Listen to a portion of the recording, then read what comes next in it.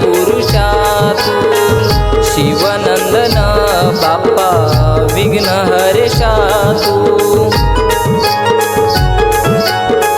युगा युगाच्या दीन पुरुषा तू शिवनंदन बाप्पा विघ्न हरेशा तू सदा सर्वदा रे तूच ध्यानी मनी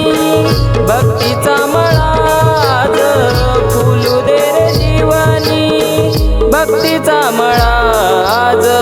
फुलू दे रे जीवनी श्री गणेशाला स्मरिता स्मरिता